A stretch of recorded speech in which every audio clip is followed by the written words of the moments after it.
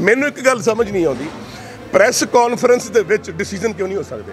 ਜਦ ਤੁਸੀਂ ਪਾਰਲੀਮੈਂਟ ਦੇ ਵਿੱਚ ਬੈਠ ਕੇ ਸਾਰਾ ਪਾਰਲੀਮੈਂਟੇਰੀਅਨ ਜਿੱਥੇ ਆਪਾਂ ਕੁੱਤਿਆਂ ਵਾਂਗੂ ਲੜਦੇ ਆ, ਕਿੱਡੀ ਸ਼ਰਮ ਵਾਲੀ ਗੱਲ ਹੈ, ਉਹ ਦਿਖਾਇਆ ਜਾ ਸਕਦਾ ਹੈ। ਤੇ ਜਦ ਬਿੱਲ ਪਾਸ ਹੋ ਰਿਹਾ ਸੀ ਉਦੋਂ ਪ੍ਰੈਸ ਨੂੰ ਵਿੱਚ ਬਿਠਾ ਕੇ ਹਿੰਦੁਸਤਾਨ ਦੀ ਨੂੰ ਇਹ ਆਵਾਮ ਕਿਉਂ ਡਿਸਕਸ਼ਨ ਕੀਤੀ? ਖਾਨਾ ਪੂਰਤੀ ਤਾਂ ਉਹਨਾਂ ਦੀ ਨਹੀਂ ਹੋਈ, ਜਿਹੜੇ ਸ਼ਹੀਦ ਹੋ ਗਏ ਉਹਨਾਂ ਦੇ ਪਰਿਵਾਰਾਂ ਦੀ ਨਹੀਂ ਹੋਈ। ਉਹਨਾਂ ਦੇ ਚੁੱਲ੍ਹਿਆਂ ਦੇ ਵਿੱਚ ਘਾਹ ਉੱਗ ਗਿਆ, ਉਹਨਾਂ ਦੇ ਪਰਿਵਾਰਾਂ ਨੇ ਬੱਤਰ ਜ਼ਿੰਦਗੀ ਗੁਜ਼ਾਰ ਕੀਤੀ। ਆਪਾਂ ਕੁਛ ਕੀਤਾ? ਕਿਸੇ ਨੇ ਆਪਣੇ ਘਰੋਂ ਰੋਟੀ ਦਿੱਤੀ? ਕਿਸੇ ਨੇ ਜਾ ਕੇ ਉਹਨਾਂ ਦੇ ਬੱਚਿਆਂ ਦਾ ਖਿਆਲ ਕੀਤਾ? ਹਿੰਦੁਸਤਾਨ ਕਿਸੇ ਦੇ ਬਾਪ ਦਾ ਹੈ। ਅਸੀਂ ਹਿੰਦੁਸਤਾਨ ਨੂੰ ਅੱਡ ਨਹੀਂ ਹੋਣ ਦੇਣਾ, ਅਸੀਂ ਹਿੰਦੁਸਤਾਨ ਦੇ ਟੁਕੜੇ ਨਹੀਂ ਹੋਣ ਦੇਣੇ। ਅੱਗੇ ਅਸੀਂ ਪਾਕਿਸਤਾਨ ਬਣਾ ਕੇ ਬਹੁਤ ਵੱਡੀ ਗਲਤੀ ਕੀਤੀ ਹੈ। ਪਹਿਲੀ ਗੱਲ ਤਾਂ ਇਹ ਹੈ ਕਿ ਪਾਰਲੀਮੈਂਟ ਦੇ ਵਿੱਚ ਤੁਸੀਂ ਖੜੇ ਹੋ, ਸਾਰੀਆਂ ਆਪੋਜੀਸ਼ਨ ਪਾਰਟੀਆਂ ਇੱਕ ਪਾਸੇ ਹੋਣ, ਤੁਹਾਡੇ ਕੋਲ 70-80 MP ਤਾਂ ਹੋਣਗੇ। ਤੁਸੀਂ ਜਾ ਕੇ ਪ੍ਰੈਜ਼ੀਡੈਂਟ ਨੂੰ ਕਹਿ ਨਹੀਂ ਸਕਦੇ ਕਿ ਜੀ, ਕਿਉਂਕਿ ਤੁਹਾਨੂੰ ਸੰਵਿਧਾਨ ਦਾ ਪਤਾ ਹੋਣਾ, ਜੇ ਇੱਕ ਬੰਦਾ ਵੀ ਆਬਜੈਕਟ ਕਰਦੇ ਤਾਂ ਵੀ ਉਹ ਬਿੱਲ ਤੇ ਰੀਕਨਸੀਡਰੇਸ਼ਨ ਹੁੰਦੀ ਹੈ। ਤੇ ਤੁਸੀਂ ਉੱਥੇ ਜਾ ਕੇ ਸਭ ਕੁਝ ਕਰ ਵੀ ਆਏ, ਇੰਡਾਇਰੈਕਟਲੀ ਤੁਸੀਂ ਬਿੱਲ ਵੀ ਪਾਸ ਕਰਾ ਲਿਆ, ਤੇ ਇੱਥੇ ਆ ਕੇ ਫਿਰ ਡਰਾਮੇਬਾਜ਼ੀ ਕਰਨ ਦੀ ਕੀ ਲੋੜ ਹੈ? ਮੈਂ ਇਹ ਕਹਿਣਾ ਚਾਹੁੰਦਾ, ਸਾਡੀ ਪ੍ਰੋਬਲਮ ਇਹ ਹੈ ਪੰਜਾਬ ਦੇ ਵਿੱਚ, ਜਿੰਨੇ ਅਸੀਂ ਜਰਨੈਲ ਪੈਦਾ ਕੀਤੇ ਉਹਨੇ ਗੱਦਾਰ ਵੀ ਪੈਦਾ ਕੀਤੇ। ਸਾਡੇ ਘਰ ਦੇ ਵਿੱਚ ਆਪ ਦੇ ਬੰਦੇ ਸਾਡੇ ਹੀ ਮਾਰਨ ਨੂੰ ਤਿਆਰ।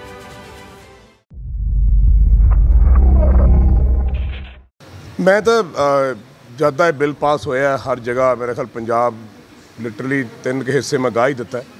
ਔਰ ਮੇਰੀ ਇਹ ਕੋਸ਼ਿਸ਼ ਰਹੀ ਹੈ ਕਿ ਮੈਂ ਥਾਂ ਜਾਵਾਂ, ਬਜਾਏ ਕਿ ਇੱਕ ਜਗ੍ਹਾ ਬੈਠ ਕੇ ਉੱਥੇ ਆਪਾਂ ਗੱਲ ਕਰੀਏ। ਔਰ ਮੈਨੂੰ ਇਸ ਗੱਲ ਦੀ ਬੜੀ ਖੁਸ਼ੀ ਹੈ ਕਿ ਤੁਸੀਂ ਸਾਰੇ ਮੁਆਜ਼ਬ ਪ੍ਰੈਸ ਵਾਲਿਆਂ ਨੇ ਬੜਾ ਸਾਥ ਦਿੱਤਾ ਹੈ, ਕਿਉਂਕਿ ਥੋਤੋਂ ਬਗੈਰ ਸ਼ਾਇਦ ਇੰਨੀ ਆਵਾਜ਼ ਹਿੰਦੁਸਤਾਨ ਦੇ ਤਖਤੋ ਤਾਜ ਤੱਕ ਨਹੀਂ ਸੀ ਜਾ ਸਕਦੀ। ਔਰ ਮੇਰੀ ਬਸ ਇੱਕੋ ਹੀ ਕੰਸਰਨ ਹੈ ਕਿ ਮੈਂ ਕੋਈ ਪਰਟੀਕੂਲਰ ਗੱਲ ਨਹੀਂ ਕਰਨਾ ਚਾਹੁੰਦਾ, ਸਾਰੇ ਵਰਗ ਨੂੰ ਲੈ ਕੇ ਮੈਂ ਨਾਲ ਤੁਰਨਾ ਚਾਹੁੰਦਾ, ਸੁਨੇਹਾ ਦੇਣਾ ਚਾਹੁੰਦਾ। ਬੇਸ਼ੱਕ ਉਹ ਆਪਣਾ ਕਿਸਾਨ ਹੈ, ਬੇਸ਼ੱਕ ਉਹ ਆਪਣਾ ਮਜ਼ਦੂਰ ਹੈ, ਬੇਸ਼ੱਕ ਉਹ ਕਿਸੇ ਵੀ ਵਰਗ ਦਾ ਬੰਦਾ ਹੈ, ਔਰ ਕਿਸੇ ਵੀ ਧਰਮ ਦਾ ਬੰਦਾ ਹੈ। ਔਰ ਇੱਕ ਗੱਲ ਮੈਂ ਕਹਿ ਦੇਣਾ ਬਹੁਤ ਜ਼ਰੂਰੀ ਸਮਝਦਾ ਕਿ ਸਾਰੇ ਹੀ ਲਖਤੇ ਜਿਗਰ ਨੇ, ਸਾਰੇ ਹੀ ਪੰਜਾਬ ਦੇ ਨੇ। ਜੇ ਆਪਾਂ ਪੁਰਾਣੇ ਪੰਜਾਬ ਦੀ ਗੱਲ ਕਰੀਏ, ਤਿੱਬਤ ਤੋਂ ਲੈ ਕੇ ਕਸ਼ਮੀਰ ਤੋਂ ਲੈ ਕੇ ਸਚਨ ਤੋਂ ਲੈ ਕੇ ਕਿੱਥੇ ਆਪਾਂ ਕੰਧਾਰ ਤੱਕ, ਉਦੋਂ ਵੀ ਸਾਰੇ ਪੰਜਾਬੀ ਸੀ। ਮੈਂ ਇੱਕ ਫਿਲਮ ਕੀਤੀ ਸੱਜਣ ਸਿੰਘ ਰੰਗਰੂਟ, ਉਹਦੇ ਵਿੱਚ ਇੱਕ ਜਨਰਲ ਜ਼ੋਰਾਵਰ ਸਿੰਘ ਦਾ ਮੈਂ ਰੋਲ ਪਲੇ ਕੀਤਾ, ਔਰ 84,000 ਬੰਦਾ ਸੀ। ਔਰ ਜਦ ਮੈਂ ਉਹਦੇ ਬਾਰੇ ਪੜ੍ਹਿਆ, ਔਰ ਜਿਹੜਾ 84,000 ਚੋਂ 83,000 ਬੰਦਾ ਜਿਹੜਾ ਹੈਗਾ ਉਹ ਸ਼ਹੀਦ ਹੋਇਆ, ਉਹ ਸਾਰੇ ਵਰਗ ਦੇ ਬੰਦੇ ਸੀ, ਹਿੰਦੂ ਸੀ, ਸਿੱਖ ਸੀ, ਮੁਸਲਮਾਨ ਸੀ, ਈਸਾਈ ਸੀ, ਸਾਰੇ ਸੀ। ਸੋ ਮੈਂ ਸਮਝਦਾ ਕਿ ਅੱਜ ਦਾ ਇੱਕ ਐਸਾ ਵਕਤ ਹੈ ਜਿੱਥੇ ਆਪਾਂ ਸਾਰੇ ਪੰਜਾਬੀਆਂ ਨੂੰ, ਜਦ ਕਿ ਪਾਰਟੀਸ਼ਨ ਤੋਂ ਪਹਿਲਾਂ ਦੀ ਆਪਾਂ ਗੱਲ ਕਰੀਏ, ਜਿਹੜੇ ਜ਼ਿਮੀਂਦਾਰ ਹੁੰਦੇ ਸੀ ਹੈ ਜੀ, ਜੱਟ ਜ਼ਿਮੀਂਦਾਰ, ਖੱਤਰੀ ਜ਼ਿਮੀਂਦਾਰ, ਬ੍ਰਾਹਮਣ ਜ਼ਿਮੀਂਦਾਰ, ਸਾਰੇ ਆਪਾਂ ਇੱਕੋ ਜਾਤੀ ਦੇ, ਇੱਕੋ ਪ੍ਰਾਤੀ ਦੇ ਬੰਦੇ, ਆਪਾਂ ਇੱਕ ਪਲੇਟ 'ਚ ਰੋਟੀ ਖਾਇਆ ਕਰਦੇ ਸੀ, ਔਰ ਕਦੇ ਕੋਈ ਫਰਕ ਨਹੀਂ ਸੀ। ਮੈਂ ਸਮਝਦਾ ਉਹ ਇੱਕ ਮਿੰਟ ਗੱਲ ਮੈਨੂੰ ਵਿੱਚ ਨਾ ਜੀ ਬੋਲਿਓ, ਉਹ ਸਾਰਾ ਪੰਜਾਬ ਮੈਂ ਵਾਪਸ ਲਿਆਉਣਾ ਚਾਹੁੰਦਾ, ਔਰ ਦੇਖਣਾ ਚਾਹੁੰਦਾ ਕਿ ਉਸ ਪੰਜਾਬ ਦੇ ਵਿੱਚ ਭਾਈਚਾਰਾ ਜਿਹੜਾ ਸੀ ਉਹ ਜਿੱਦਣ ਆ ਜਾਏਗਾ, ਮੈਂ ਸਮਝੂਗਾ ਆਪਣੀ ਸਾਰੀਆਂ ਸਮੱਸਿਆ ਦਾ ਹੱਲ ਹੋ ਜਾਏਗਾ। ਸਰ, ਮੂਵਮੈਂਟ ਦਾ ਅਸਰ ਕਿਉਂ ਨਹੀਂ ਹੋ ਰਿਹਾ ਕੇਂਦਰ ਸਰਕਾਰ ਤੇ? ਔਰੰਗਜ਼ੇਬ ਤੋਂ ਵੱਡਾ ਤਾਂ ਤਖਤੋ ਤਾਜ ਦਾ ਮਾਲਕ ਕੋਈ ਨਹੀਂ ਹੋਇਆ। ਉਹਦੇ ਕੰਨ 'ਚ ਗੱਲ ਪਾਉਣ ਵਾਸਤੇ 11 ਗੁਰੂਆਂ ਨੂੰ ਜਨਮ ਲੈਣਾ ਪਿਆ, ਪੀਰ ਪੈਗੰਬਰਾਂ ਨੂੰ ਜਨਮ ਲੈਣਾ ਪਿਆ, ਦੇਵੀ ਦੇਵਤਿਆਂ ਨੂੰ ਜਨਮ ਲੈਣਾ ਪਿਆ, ਸਾਡੇ ਰਿਸ਼ੀ ਮੁਨੀਆਂ ਨੂੰ ਜਨਮ ਲੈਣਾ ਪਿਆ, ਫਿਰ ਜਾ ਕੇ ਉਹਦੇ ਕੰਨ 'ਚ ਜੂੰ ਸਰਕੀ। ਔਰ ਫਿਰ ਉਸ ਤੋਂ ਬਾਅਦ ਇਹ ਹੋਇਆ ਕਿ ਉਹ ਤਖਤੋ ਤਾਜ ਦਾ ਮਾਲਕ ਹੀ ਨਹੀਂ ਰਿਹਾ। ਔਰ ਅੱਜ ਔਰੰਗਾਬਾਦ ਦੇ ਵਿੱਚ ਤੁਸੀਂ ਕਬਰ ਜਾ ਕੇ ਦੇਖੋ ਤਾਂ ਉੱਥੇ ਮੰਗਤੇ ਤੇਲ ਮੰਗਦੇ ਵੀ ਮੈਂ ਦੀਵਾ ਬਾਲਣਾ। ਤੇ ਮੈਂ ਕਈ ਵਾਰੀ ਸੋਚਦਾ ਹੋਣਾ ਕਿ ਤੂੰ ਉਹ ਔਰੰਗਜ਼ੇਬ ਹੈ ਜਿਹਨੇ ਗੁਰੂ ਮਹਾਰਾਜ ਨੂੰ, ਜਿਹਨਾਂ ਦਾ ਸੀਸ ਤੂੰ ਲਾਇਆ ਸੀ ਤੇ ਬੱਚਿਆਂ ਨੂੰ ਚਿਣਿਆ ਸੀ, ਤੇ ਅੱਜ ਤੇਰੇ ਇੱਥੇ ਬਿੱਠਾਂ ਕਰਦੇ ਲੋਕ, ਤੇ ਤੇਰੇ ਇੱਥੇ ਦੀਵਾ ਬਾਲਣ ਵਾਸਤੇ ਤੇਲ ਹੈ ਨਹੀਂ। ਤੇ ਗੁਰੂਆਂ ਮਹਾਰਾਜ ਤੇ ਪੀਰਾਂ ਪੈਗੰਬਰਾਂ 'ਤੇ ਜਾ ਕੇ ਦੇਖੋ, ਮੰਦਰਾਂ ਗੁਰਦੁਆਰਿਆਂ 'ਚ ਪੈਸੇ ਦਾ ਚੜਾਵਾ, ਤੇ ਲੋਕੀ ਉੱਥੇ ਆਉਂਦੇ ਜਾਂਦੇ ਆ। ਸੋ ਮੇਰਾ ਖਿਆਲ ਅੱਜ ਨਹੀਂ ਤਾਂ ਕੱਲ੍ਹ, ਮੈਂ ਕਿਸੇ ਗੌਰਮੈਂਟ ਦੇ ਖਿਲਾਫ ਨਹੀਂ, ਮੈਂ ਕਿਸੇ ਲੀਡਰਾਂ ਦੇ ਖਿਲਾਫ ਨਹੀਂ, ਲੇਕਿਨ ਜੇ ਕੋਈ ਗਲਤ ਹੈ ਤਾਂ ਉਹ ਗਲਤ ਹੈ। ਔਰ ਜੋ ਗਲਤੀ ਇਹਨਾਂ ਨੇ ਕੀਤੀ ਹੈ, ਇਹਨਾਂ ਨੂੰ ਸ਼ਾਇਦ ਇਹ ਨਹੀਂ ਸੀ ਪਤਾ ਕਿ ਪੰਜਾਬ ਦੀ, ਹਿੰਦੁਸਤਾਨ ਦੇ ਟੁਕੜੇ ਕਿਉਂ ਕਰਨਾ ਚਾਹੁੰਦੇ ਤੁਸੀਂ। ਪਹਿਲਾਂ ਆਪਾਂ ਪਾਕਿਸਤਾਨ ਬਣਾ ਕੇ ਕਿੰਨੀ ਗਲਤੀ ਕੀਤੀ ਹੈ, ਸਾਡਾ ਭਾਈਚਾਰਾ ਟੁੱਟ ਗਿਆ ਸਾਤੋਂ। ਹੁਣ ਅੱਜ ਦੀ ਡੇਟ ਦੇ ਵਿੱਚ ਜੇ ਤੁਸੀਂ ਇਹ ਕੰਮ ਕਰੋਗੇ, ਇਹ ਤਾਨਾਸ਼ਾਹੀ ਕਰੋਗੇ, ਤਾਂ ਫਿਰ ਉਹਦਾ ਜਿਹੜਾ ਹੈ ਜਿੱਦਣ ਗੱਜਗਿਰੀ ਤਾਂ ਬਹੁਤ ਤਗੜੀ ਗਿਜੂਗੀ। ਹੁਣ ਤੁਹਾਡੇ ਸਾਹਮਣੇ ਦੇਖੋ, ਅਸਰ ਸੈਂਟਰ ਤੇ ਹੋਵੇ ਨਾ ਹੋਵੇ, ਹਿੰਦੁਸਤਾਨ 'ਤੇ ਅਸਰ ਹੋ ਰਿਹਾ, ਤੁਹਾਡੇ ਸਾਰਿਆਂ 'ਤੇ ਹੋ ਰਿਹਾ, ਅੱਜ ਨਹੀਂ ਤਾਂ ਕੱਲ੍ਹ। ਕਿਉਂਕਿ ਜਦ ਵੀ ਕੋਈ ਅੰਦੋਲਨ ਚੱਲਦਾ ਹੈ, ਜਦ ਵੀ ਕੋਈ ਜਾਗ੍ਰਿਤੀ ਆਉਂਦੀ ਹੈ, ਉਹਦੇ ਲਈ ਟਾਈਮ ਤਾਂ ਲੱਗਦਾ ਹੀ ਹੈ। ਔਰ ਮੈਂ ਸਮਝਦਾ ਆਉਣ ਵਾਲੇ ਟਾਈਮ ਦੇ ਵਿੱਚ ਅਸਰ ਨਹੀਂ, ਬਹੁਤ ਅਸਰ। ਬੈਠੇ ਕਿਸਾਨਾਂ ਦੀਆਂ ਮੌਤਾਂ ਹੋ ਰਹੀਆਂ, ਉਹ ਤਾਂ ਨਹੀਂ ਖਾਣਾ ਪੂਰਤੀ ਹੋਣੀ? ਖਾਨਾ ਪੂਰਤੀ ਤਾਂ ਉਹਨਾਂ ਦੀ ਨਹੀਂ ਹੋਈ, ਜਿਹੜੇ ਸ਼ਹੀਦ ਹੋ ਗਏ ਉਹਨਾਂ ਦੇ ਪਰਿਵਾਰਾਂ ਦੀ ਨਹੀਂ ਹੋਈ। ਉਹਨਾਂ ਦੇ ਚੁੱਲ੍ਹਿਆਂ ਦੇ ਵਿੱਚ ਘਾਹ ਉੱਗ ਗਿਆ, ਉਹਨਾਂ ਦੇ ਪਰਿਵਾਰਾਂ ਨੇ ਬੱਤਰ ਜ਼ਿੰਦਗੀ ਗੁਜ਼ਾਰ ਕੀਤੀ। ਆਪਾਂ ਕੁਛ ਕੀਤਾ? ਕਿਸੇ ਨੇ ਆਪਣੇ ਘਰੋਂ ਰੋਟੀ ਦਿੱਤੀ? ਕਿਸੇ ਨੇ ਜਾ ਕੇ ਉਹਨਾਂ ਦੇ ਬੱਚਿਆਂ ਦਾ ਖਿਆਲ ਕੀਤਾ? ਅੱਜ ਕਿਸਾਨ ਦੇ ਬੱਚੇ ਜਿਹੜੇ ਹੈਗੇ, ਜਿਨ੍ਹਾਂ ਦੇ ਮਾਂ ਪਿਓ ਨੇ ਆਪ ਖੁਦਕੁਸ਼ੀ ਕਰ ਲਈ, ਆਪਾਂ ਉਹਨਾਂ ਦਾ ਖਿਆਲ ਕਰ ਰਹੇ ਹਾਂ, ਆਪਾਂ ਨੂੰ ਰੋਟੀ ਦੇ ਰਹੇ, ਆਪਾਂ ਨੂੰ ਸਕੂਲ ਕਾਲਜ ਬੱਚੇ ਨੂੰ ਪੜ੍ਹਾ ਰਹੇ ਹਾਂ। ਮੈਂ ਸਮਝਦਾ ਆਪਾਂ ਨੂੰ ਸਾਰਿਆਂ ਨੂੰ ਪੰਜਾਬ ਦੇ ਵਿੱਚ, ਇੱਕ ਮਿੰਟ ਜੀ ਮੈਨੂੰ ਗੱਲ ਪੂਰੀ ਕਰ ਲੈਣ ਦਿਓ। ਅੱਜ ਜੇ ਆਪਾਂ ਇੱਕ ਪਿੰਡ ਗੋਦ ਲੈ ਲੈਣ NRI ਤੇ ਆਪਾਂ ਇੱਕ ਘਰ ਗੋਦ ਲੈ ਲਈਏ, ਮੈਂ ਸਮਝਦਾ ਇਹ ਸਮੱਸਿਆ ਰਹਿ ਨਹੀਂ ਸਕਦੀ। ਤੁਸੀਂ ਕੀ ਸਮਝਦੇ ਹੋ ਇਸ ਅੰਦੋਲਨ ਦੇ ਵਿੱਚ ਜਿਹੜਾ ਹੁਣ ਚੱਲ ਰਿਹਾ ਇਹਦੇ ਵਿੱਚ ਨਾ ਕਦੇ ਜਾ ਕੇ ਗੱਲ ਹੋਊਗੀ? ਹੋ ਸਕਦਾ ਇੱਥੇ ਬਹੁਤ ਕੁਝ ਹੋਵੇ, ਲੇਕਿਨ ਸਾਥੀ ਹਾਥ बढ़ाना, साथी सारे मिल के बाँह 'ਚ बाँह पा के जब तुरांगे ना तो फिर तो ਵੱਡੀਆਂ ਵੱਡੀਆਂ ਹਨੇਰੀਆਂ दूर हो जाएंगी। ये तो गल ही कुछ नहीं। ਸਰ ਮੈਂ ਤੁਹਾਡੀ ਗੱਲ ਤੋਂ ਪੁੱਛਣਾ ਚਾਹੁੰਦਾ, ਇੱਕ ਤੁਸੀਂ ਕਹਿੰਦੇ ਵੀ ਪੰਜਾਬ ਨੂੰ ਮੈਂ ਫਿਰ ਉਹ ਪੁਰਾਣਾ ਪੰਜਾਬ ਦੇਖਣਾ ਚਾਹੁੰਦਾ, ਸਾਰੇ ਧਰਮਾਂ ਨੂੰ ਸਾਰਿਆਂ ਨੂੰ ਇਕੱਠੇ ਦੇਖਣਾ ਚਾਹੁੰਦਾ। ਦੂਜੇ ਪਾਸੇ ਗੁਰੂ ਪਤਵੰਤ ਸਿੰਘ ਜੀ ਜਿਹੜਾ ਇਹ ਖਾਲਿਸਤਾਨ ਦੀ ਮੁਹਿੰਮ ਚਲਾ ਰਹੇ ਆ, ਪੰਜਾਬ ਨੂੰ ਤੋੜਨ ਦੀ ਕੋਸ਼ਿਸ਼ ਕਰ ਰਹੇ ਆ, ਪਰ ਅੱਜ ਦੇ ਨੌਜਵਾਨ ਨੂੰ ਜਿਨ੍ਹਾਂ ਨੇ ਉਹ ਸੰਤਾਪ ਨਹੀਂ ਭੋਗਿਆ ਅੱਤਵਾਦ ਦਾ, ਉਹਨਾਂ ਨੂੰ ਗੁੰਮਰਾਹ ਕਰ ਰਹੇ ਆ, ਉਹਦੇ ਬਾਰੇ ਮੈਂ ਹਮੇਸ਼ਾ ਪੰਜਾਬੀ ਸੂਬੇ ਦੀ ਗੱਲ ਕੀਤੀ ਹੈ, और जब मैं पंजाबी सूबे की गल करदा उदों मैं सारे वर्ग की गल करदा। पंजाबी सूबा तिब्बत तो लैके कंधार तो लैके कश्मीर तो लैके सचिन तो लैके दिल्ली तक ये पंजाबी सूबा। अज भी मैं पंजाबी सूबे की गल करदा, जिदन पार्टीशन हुई उदन भी पंजाबी सूबे की गल है। जब तुसी पंजाबी सूबे की गल करोगे उदों सारे वर्ग के लोग तुहाडे बराबर चलणगे, सारे धर्म के लोग तुहाडे नाल चलणगे।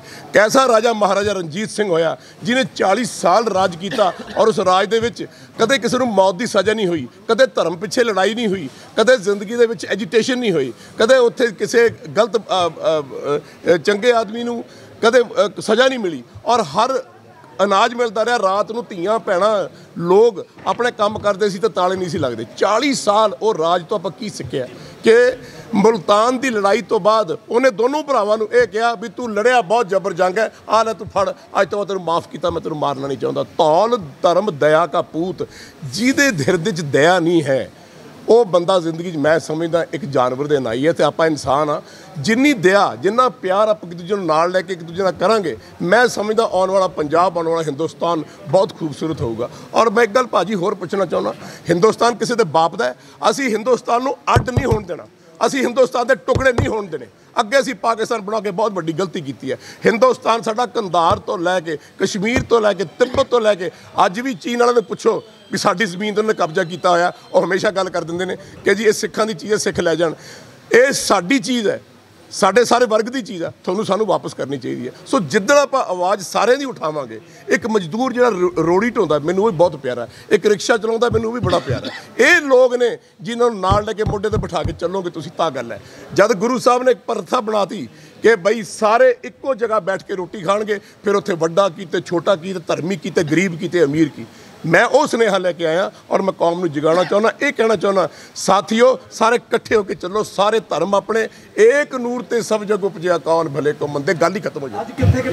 मेरा एक सवाल है, बहुत बढ़िया गल कीती है तुसीं सारे, मैं हमेशा ही करता है जी, बहुत बढ़िया गल है, यही होना चाहिए। हाँ जी, एक पासे पंजाब दी सियासी तरह किसानी मसले ते दिल्ली च जिहड़ियां ना धरने ते बैठियां, दूजे पासे ट्रिब्यून की एक रिपोर्ट है भी पंजाब जी है खेती कानून लागू करके पंजाब सरकार ने एक फर्म को उसका फायदा दिता है। ये गल समझ नहीं आ, मैं गल समझाउणा जी। पहली गल तो यह है कि पार्लीमेंट दे विच तुसीं खड़े हो, सारियां ओपोजिशन पार्टियां एक पासे होण, तुहाडे कोल 70-80 MP तो होणगे, तुसीं जाके प्रेजिडेंट नूं कह नहीं सकते कि जी, क्योंकि तुहानूं संविधान का पता होना, जो एक बंदा भी ऑब्जैक्ट करदे तां भी वो बिल ते रीकनसिडरेशन होंदी है, ये अपने पार्लीमेंट दे विच है। ते तुसीं उत्थे जाके सब कुछ कर भी आए, इंडायरैक्टली तुसीं बिल भी पास करा लिया, तो इत्थे आके फिर ड्रामेबाजी करने की लोड़ है। मैं ये कहना चाहुंदा, हाँ तुसीं स्पष्ट होकर उत्थे वॉकआउट क्यों किया, तुसीं पार्लीमेंट दे विच खड़ के कहदे आ पए ने बिल, असीं बिल नहीं पास होण देना, भावें उत्थे डांगा चलदियां जो मर्जी हुंदा, फिर मैं समझदा हाँ भी ये बंदे ठीक ने। नहीं एक मिनट, इसे करके मैं कहना कि जिंदगी दे विच जिहड़ा राजा हो कैसा हो, राजा ऐसा होना चाहिए। तुसीं सारे अपने अपने घर चलाउने हो, तुहाडे बच्चे है, बीवी है, माँ प्यो है घर दे विच, तुहानूं रात नूं किवें नींद आउंदी है जद तुहाडे बच्चे तुहाडे माँ प्यो या तुहाडे घर दे भुखे सौंदे है। मैं समझदा ना रहनुमा हिंदुस्तान का या CM या कोई भी, वो साडे माता पिता ने, वो साडे रहनुमा ने, असीं ये उम्मीद करते हैं कि जाके उन्हां कोल रोवांगे भी साडी तकलीफ है, सानूं गल ना ला के कहणगे पुत्रा मैं रोटी बाद च खाऊंगा, पहला तेरा ढिड भरूंगा। राजा ऐसा होना चाहिए। कौन की कर रहा है मैनूं नहीं पता, मैनूं सिर्फ ये पता है कि मैं की करना है, मेरी की ड्यूटी लगी है, वो जरूरी है। हाँ इन्हां दी गल रहेगी, आपां करदे हुणे भी करदे। इंडिया टुडे की रिपोर्ट है हाँ जी, मतलब ये जी खेती बिल का जो मसला है ये अज का नहीं, घट्टो घट्ट ये जी पिछोकड़े की तार 30 साल पहले जुड़ी सी। 1991 एक समझौता होया सीगा WTO ਦੇ ਵਿੱਚ, ਜਿਹਦੇ ਵਿੱਚ ਉਹਨਾਂ ਨੇ ਕਿਹਾ ਸੀ ਅੰਤਰਰਾਸ਼ਟਰੀ ਮੰਡੀ ਖੋਲ੍ਹੀ ਜਾਵੇ। ਉਦੋਂ ਕਾਂਗਰਸ ਨੇ ਇਹ ਸਮਝੌਤਾ ਕੀਤਾ ਸੀ। ਉਸ ਤੋਂ ਬਾਅਦ ਇਹ ਸਰਕਾਰਾਂ ਬਦਲਦੀਆਂ ਗਈਆਂ, ਵਾਜਪਾਈ ਦੀ ਸਰਕਾਰ ਸੱਤਾ 'ਚ ਰਹੀ ਨੇ, ਤੇ ਹੁਣ ਜਿਹੜਾ 2020 ਹੈ 30 ਸਾਲ ਤੱਕ ਸਿਆਸੀ ਪਾਰਟੀਆਂ ਨੇ ਇਹੋ ਜਿਹੇ ਹਾਲਾਤਾਂ ਬਾਰੇ ਪੰਜਾਬ ਦੇ ਕਿਸਾਨ ਨੂੰ ਤੇ ਦੇਸ਼ ਦੇ ਕਿਸਾਨ ਨੂੰ ਦੱਸਿਆ। ਪਹਿਲੀ ਗੱਲ ਤਾਂ ਮੈਂ ਕਰਨਾ ਚਾਹੁੰਦਾ ਕਿ ਜਦ ਕਿਸੇ ਕੋਲ 50 ਏਕੜ ਜ਼ਮੀਨ ਸੀ, 100 ਏਕੜ ਜ਼ਮੀਨ ਸੀ, 200 ਏਕੜ ਜ਼ਮੀਨ ਸੀ, 18 ਕਿੱਲੇ ਦੀ ਸੀਲਿੰਗ ਕਿਉਂ ਲੱਗੀ? ਉਦੋਂ ਤਾਂ ਕੋਈ ਨਹੀਂ ਬੋਲਿਆ। ਕਿਉਂ ਨਹੀਂ ਬੋਲਿਆ ਦੱਸੋ ਮੈਨੂੰ? ਉਦੋਂ ਕਿਸੇ ਨੇ ਆਵਾਜ਼ ਨਹੀਂ ਚੱਕੀ, ਉਦੋਂ ਕਿਸੇ ਪ੍ਰੈਸ ਵਾਲੇ ਨੇ ਆਵਾਜ਼ ਨਹੀਂ ਚੱਕੀ, ਉਦੋਂ ਨਹੀਂ ਸੀ ਤੁਹਾਨੂੰ ਪਤਾ ਕਿ ਤੁਹਾਡੀਆਂ ਜ਼ਮੀਨਾਂ ਗੌਰਮੈਂਟ ਨੇ ਲੈ ਜਾਣੀਆਂ, ਤੁਹਾਨੂੰ 18 ਕਿੱਲੇ ਪਰਿਵਾਰ ਨੂੰ ਦੇਤੀ। ਇਹ ਜਿਹੜੀ ਜੜ ਹੈ ਇਹ ਹੁਣ ਦੀ ਨਹੀਂ ਬੀਜੀ ਹੋਈ, ਬਹੁਤ ਪੁਰਾਣੀ ਬੀਜੀ ਹੈ। ਜਦ ਬੰਦੇ ਨੂੰ ਭੁੱਖ ਪੈ ਜਾਏ ਨਾ ਪੈਸੇ ਦੀ ਤੇ ਕੁਰਸੀ ਦੀ, ਉਹ ਹਮੇਸ਼ਾ ਗਲਤ ਪਾਸੇ ਤੁਰ ਪੈਂਦਾ। ਇਹ ਕੁਦਰਤੀ ਹੈ, ਤਪੋ ਰਾਜ ਰਾਜੋ ਨਰਕ। ਸੋ ਮੈਂ ਸਮਝਦਾ ਜੇ ਭਾਜੀ ਮੈਨੂੰ ਤੁਹਾਡੀ ਤਕਲੀਫ ਹੈ ਨਾ ਕਿ ਤੁਹਾਡੀ ਜੁੱਤੀ ਦੇ ਵਿੱਚ ਕਿੱਲ ਹੈ ਤੇ ਚੁੱਭਦਾ, ਤੁਹਾਡੇ ਤੋਂ ਪਹਿਲਾਂ ਮੈਨੂੰ ਚੁੱਭਣਾ ਚਾਹੀਦਾ। ਮੈਨੂੰ ਇਹ ਪੁੱਛਣਾ ਚਾਹੀਦਾ ਵੀਰ ਮੇਰੇ ਤੂੰ ਰੋਟੀ ਖਾ ਲਈ ਕਿ ਨਹੀਂ ਖਾ ਲਈ। ਮੈਨੂੰ ਇਹ ਪੁੱਛਣਾ ਚਾਹੀਦਾ ਰਿਕਸ਼ੇ ਵਾਲੇ ਨੂੰ ਪੁੱਤਰ ਤੂੰ ਰੋਟੀ ਖਾਧੀ ਨਹੀਂ ਖਾਧੀ। ਮੈਂ ਆਹੀ ਗੱਲ ਪਹਿਲਾਂ ਕੀਤੀ ਸੀ, ਜੇ 100 ਰੋਟੀਆਂ ਹਰ ਇੱਕ ਬੰਦਾ ਲੈ ਕੇ ਚੱਲੇ ਤਾਂ ਕੀ ਗੱਲ ਤੁਸੀਂ ਜਾਂਦੇ ਜਾਂਦੇ ਭੁੱਖੇ ਨੂੰ ਰੋਟੀ ਨਹੀਂ ਦੇ ਸਕਦੇ। ਸੋ ਜਦ ਤੁਹਾਨੂੰ ਦੂਜੇ ਦੀ ਤਕਲੀਫ ਦਿਖੂਗੀ ਨਾ ਕਿ ਹਾਂ ਵੀ ਇਹ ਮੇਰਾ ਤੁਹਾਡੇ ਮੇਰੇ ਖੂਨ 'ਚ ਕੀ ਫਰਕ ਹੈ, ਲਿਆਓ ਤਾਂ ਚਾਕੂ ਵੱਢ ਕੇ ਆਪਾਂ ਸਾਰੇ ਖੂਨ ਭਰਦੇ ਹਾਂ ਤੇ ਮੈਨੂੰ ਦੱਸੋ ਉਹ ਕਿਹੜੇ ਤੁਪਕੇ ਦਾ। ਤੁਹਾਨੂੰ ਸਭ ਨੂੰ ਪਿਆਰ ਕਰਨਾ ਪੈਣਾ, ਹਿੱਕ ਨਾਲ ਲਾਉਣਾ ਪੈਣਾ। ਮੈਂ ਉਤਰਦਾ ਗੱਡੀ 'ਚੋਂ, ਭਾਵਾਂ ਰਿਕਸ਼ੇ ਵਾਲਾ, ਭਾਵਾਂ ਕੋਈ ਆ, ਭਾਵਾਂ ਬੂਟ ਪਾਲਿਸ਼ ਕਰਨਾ, ਮੈਂ ਚੱਕ ਕੇ ਆਪਣੇ ਹਿੱਕ ਨਾਲ ਲਾ ਲੈਣਾ, ਕਿਉਂਕਿ ਇਹ ਜ਼ਰੂਰੀ ਹੈ ਜ਼ਿੰਦਗੀ ਦੇ ਵਿੱਚ। ਕੋਈ ਵੀ ਇਨਸਾਨ ਹੋਵੇ ਉਹਨੂੰ ਦੂਜੇ ਦਾ ਪਹਿਲਾਂ ਦਰਦ ਮਹਿਸੂਸ ਹੋਣਾ ਚਾਹੀਦਾ ਹੈ, ਔਰ ਜਦ ਤੁਹਾਡੇ ਕੋਲ ਦਰਦ ਮਹਿਸੂਸ ਨਹੀਂ ਹੁੰਦਾ ਤੁਸੀਂ ਇਨਸਾਨ ਬਣ ਹੀ ਨਹੀਂ ਸਕਦੇ। ਸਰ ਇੱਕ ਰਾਜਨੀਤਿਕ ਲੜਾਈ ਬਣੀ ਹੋਈ ਹੈ, ਧਰਨੇ ਮੁਜ਼ਾਹਰੇ ਆਪਾਂ 1.5 ਮਹੀਨੇ ਤੋਂ ਕਰ ਰਹੇ ਹਾਂ, ਕੋਈ ਸਰਲ ਜਿਹੜਾ ਵੱਡਾ ਸਿੱਟਾ ਨਹੀਂ ਸਾਹਮਣੇ ਆ ਰਿਹਾ। ਸਾਨੂੰ ਕੀ ਟੈਕਨੀਕਲ ਪਲੈਨਿੰਗ ਬਣਾਉਣ ਦੀ ਜ਼ਰੂਰਤ ਹੈ? ਮੈਂ ਸਮਝਦਾ ਇਕੱਠੇ ਰਹਿਣਾ ਬਹੁਤ ਜ਼ਰੂਰੀ ਹੈ, ਇਕਜੁੱਟ। ਸਾਡੇ ਪੰਜਾਬੀਆਂ 'ਚ ਇਹ ਪ੍ਰੋਬਲਮ ਹੈ, ਜੇ ਨਾ ਹੁੰਦਾ, ਜੇ ਧਿਆਨ ਚੰਦ ਡੋਗਰੇ ਵਰਗਿਆਂ ਦਾ ਪਤਾ ਲੱਗ ਜਾਂਦਾ ਮਹਾਰਾਜਾ ਰਣਜੀਤ ਸਿੰਘ ਨੂੰ, ਜਿਹਨੂੰ ਕਿ ਪਤਾ ਲੱਗਣਾ ਚਾਹੀਦਾ ਸੀ, ਤਾਂ ਉਹ ਰਾਜ ਨਹੀਂ ਸੀ ਪੰਜਾਬੀਆਂ ਦਾ ਕਦੇ ਜਾਂਦਾ। ਮੈਂ ਕਦੇ ਇੱਕ ਵਰਗ ਦੀ ਗੱਲ ਨਹੀਂ ਕਰਦਾ, ਪੰਜਾਬ ਦੀ ਗੱਲ ਕਰਦਾ। ਜੇ ਆਪਾਂ ਨੂੰ ਇਹ ਪਤਾ ਲੱਗ ਜਾਂਦਾ ਕਿ ਆਪਣੇ ਧਿਆਨ ਚੰਦ ਡੋਗਰੇ ਵਰਗੇ ਜਾਂ ਜਿਹੜੇ ਦੂਜੇ ਵਰਗ ਦੇ ਬੰਦੇ ਹੋਏ ਨੇ ਉਹ ਗੱਦਾਰ ਨੇ। ਸਾਡੀ ਪ੍ਰੋਬਲਮ ਇਹ ਹੈ ਪੰਜਾਬ ਦੇ ਵਿੱਚ, ਜਿੰਨੇ ਅਸੀਂ ਜਰਨੈਲ ਪੈਦਾ ਕੀਤੇ ਉਹਨੇ ਗੱਦਾਰ ਵੀ ਪੈਦਾ ਕੀਤੇ। ਸਾਡੇ ਘਰ ਦੇ ਵਿੱਚ ਆਪ ਦੇ ਬੰਦੇ ਸਾਡੇ ਹੀ ਮਾਰਨ ਨੂੰ ਤਿਆਰ ਨੇ। ਸੋ ਮੈਂ ਸਮਝਦਾ ਕਿ ਹਰ ਚੀਜ਼ ਜਿਹੜੀ ਹੈਗੀ ਉਹਨੂੰ ਟਾਈਮ ਲੱਗਦਾ, ਹਰ ਅੰਦੋਲਨ ਜਿਹੜਾ ਹੈ, ਕਿਉਂਕਿ ਇਹ ਵਿਚਾਰਾਂ ਦੀ ਲੜਾਈ ਹੈ, ਠੀਕ ਹੈ ਨਾ। ਵਿਚਾਰ ਹੀ ਬਣਦੇ ਨੇ, ਆਪਣੇ ਵਿਚਾਰ ਨਹੀਂ ਮਿਲਦੇ ਤਾਂ ਆਪਣੇ ਟਕਰਾਅ ਹੁੰਦਾ। ਮੈਂ ਸਮਝਦਾ ਤੁਹਾਡੀ ਡਿਸਕਸ਼ਨ ਹੋਣੀ ਚਾਹੀਦੀ ਹੈ, ਤੁਹਾਡੀ ਆਰਗੂਮੈਂਟ ਨਹੀਂ ਹੋਣੀ ਚਾਹੀਦੀ। ਤੁਸੀਂ ਇੱਕ ਦੂਜੇ ਦੇ ਤਸੀਹੇ ਨਾ ਖਿੱਚੋ, ਸੁਣੋ। ਤੁਸੀਂ ਕੁਝ ਕਹਿ ਰਹੇ ਹੋ, ਮੈਂ ਸੁਣਿਆ, ਮੈਂ ਕੁਝ ਕਿਹਾ, ਟੇਬਲ 'ਤੇ ਰੱਖਿਆ, ਆਵਾਮ ਨੇ ਫੈਸਲਾ ਕੀਤਾ।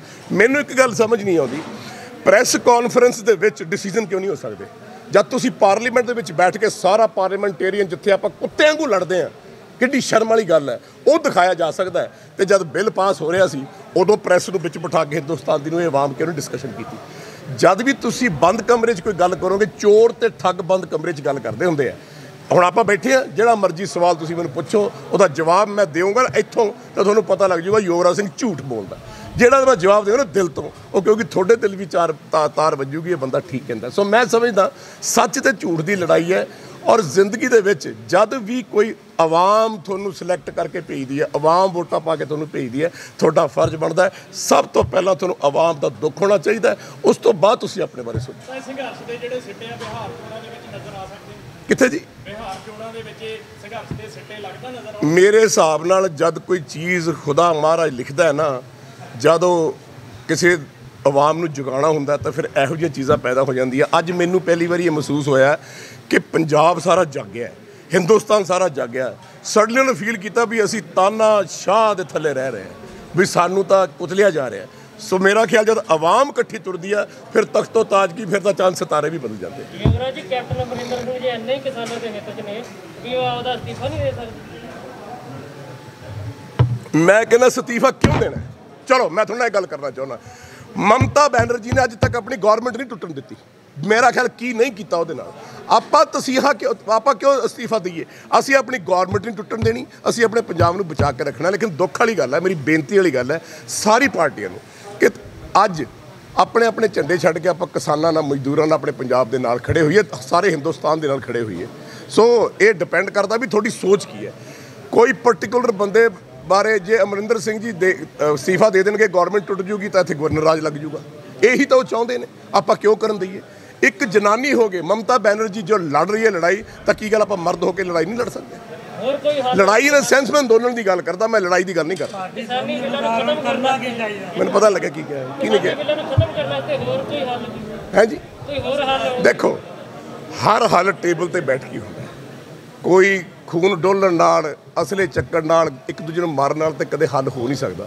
ਹੱਲ ਹਮੇਸ਼ਾ ਟੇਬਲ ਤੇ ਬੈਠ ਕੇ ਹੋਊਗਾ, ਲੇਕਿਨ ਹੋਊਗਾ ਤਾਂ ਜਦ ਪਿਓ ਕਹੂਗਾ ਵੀ ਮੇਰੇ ਪੁੱਤਰ ਜਵਾਨ ਹੋ ਗਏ ਨੇ, ਇਹਨਾਂ ਨੂੰ ਮੇਰੀ ਕੋਈ ਚੀਜ਼ ਪਸੰਦ ਨਹੀਂ। ਹੱਲ ਕਿਵੇਂ ਹੋ ਸਕਦਾ? ਸੁਣੋ, ਬਿੱਲ ਪਾਸ ਹੋਇਆ, ਪੰਜਾਬ ਨੂੰ, ਹਿੰਦੁਸਤਾਨ ਦੇ ਲੋਕਾਂ ਨੂੰ ਬਿੱਲ ਨਹੀਂ ਚੰਗਾ ਲੱਗਿਆ, ਠੀਕ ਹੈ। ਮੇਰਾ ਫਰਜ਼ ਬਣਦਾ ਜੇ ਮੈਂ ਉੱਥੇ ਤਖਤ ਤਾਜ ਦਾ ਮਾਲਕ ਆ, ਚੰਗਾ ਵੀ ਮੈਂ ਤਾਂ ਆਪਣੇ ਲਈ ਠੀਕ ਹੀ ਸੋਚਿਆ ਸੀ, ਤੁਹਾਡੇ ਲਈ ਹੋ ਸਕਦਾ ਤੁਹਾਨੂੰ ਸਮਝ ਨਹੀਂ ਆਇਆ, ਮੈਂ ਪਾੜ ਕੇ ਸਿੱਟਦਾ, ਤੁਸੀਂ ਖੁਸ਼ ਚਾਹੀਦੇ ਹੋ।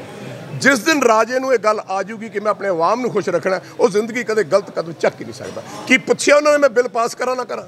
ਕੀ ਉਹਨਾਂ ਨੇ ਹਿੰਦੁਸਤਾਨ ਦੇ ਆਵਾਮ ਨੂੰ ਪੁੱਛਿਆ ਕਿ ਭਾਈ ਜੋ ਮੈਂ ਕਰਨ ਜਾ ਰਿਹਾ ਠੀਕ ਹੈ? ਇੱਕ ਰਾਜੇ ਦਾ ਫਰਜ਼ ਨਹੀਂ ਬਣਦਾ ਅੱਜ ਮੈਂ ਖੜਾ ਹੋ ਕੇ ਤੁਹਾਡੇ ਸਾਹਮਣੇ ਕਹਾਂ ਭਾਈ ਮੈਂ ਕੰਮ ਕਰਨ ਜਾ ਰਿਹਾ, ਤੁਸੀਂ ਦੱਸੋ ਮੈਂ ਠੀਕ ਹੈ ਗਲਤ ਹੈ?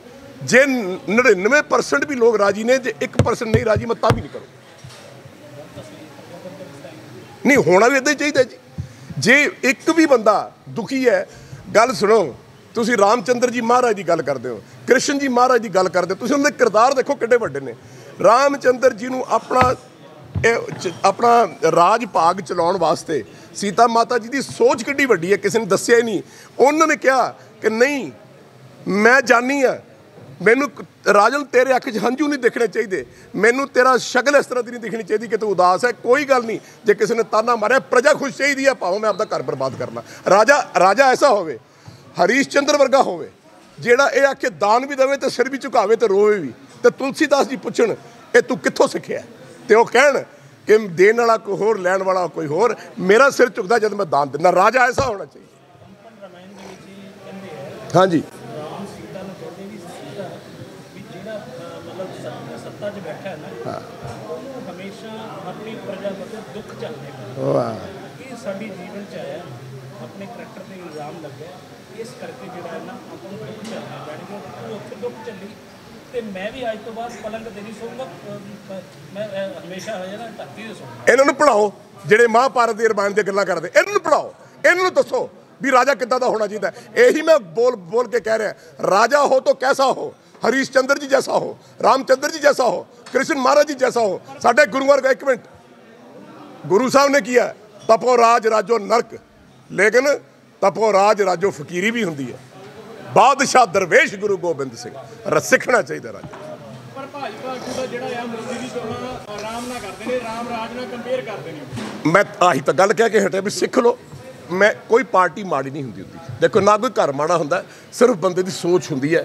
पार्टी कोई भी नहीं माड़ी, सारियां चंगियां ने, लेकिन जद कोई पार्टी का आगू गलत राह ते तुर पे तो फिर गलत तो गलती है ना। अंग्रेजी च कहना वो two lies can not make one truth, दो झूठ एक नूं सच नहीं बना सकते। जो गलत है वो अपने सामने ही है, तुसी भी जानते हो, तुसी प्रेस वाले भी जानते हो, आप सारे जिमीदारां दे बच्चे हैं। अज तो 100-200 साल अपने वड्डे वडेरे जिमीदार ही हुंदे सी। आफ्टर ऑल की गल है, ਕਿਹੜੀ ਗੱਲ ਹੈ ਕਿ ਤੂੰ ਐਡਾ ਤਕੜਾ ਹੋ ਗਿਆ ਜ਼ਿੰਦਗੀ ਦੇ ਵਿੱਚ ਕਿ ਤੂੰ ਕਹਿੰਦਾ ਜੀ ਮੈਂ ਅਸੀਂ ਤੁਹਾਡੀ ਪਰਵਾਹ ਨਹੀਂ ਕਰਦੇ। ਅੱਜ ਤੋਂ ਲੈਣਾ ਕੀ ਹੈ? ਜਦ ਹੰਕਾਰ ਆ ਜਾਏ ਨਾ, ਫਿਰ ਹੰਕਾਰ ਦਾ ਅੰਤ ਕੀ ਹੁੰਦਾ ਉਹ ਤੁਹਾਨੂੰ ਸਾਰਿਆਂ ਨੂੰ ਪਤਾ।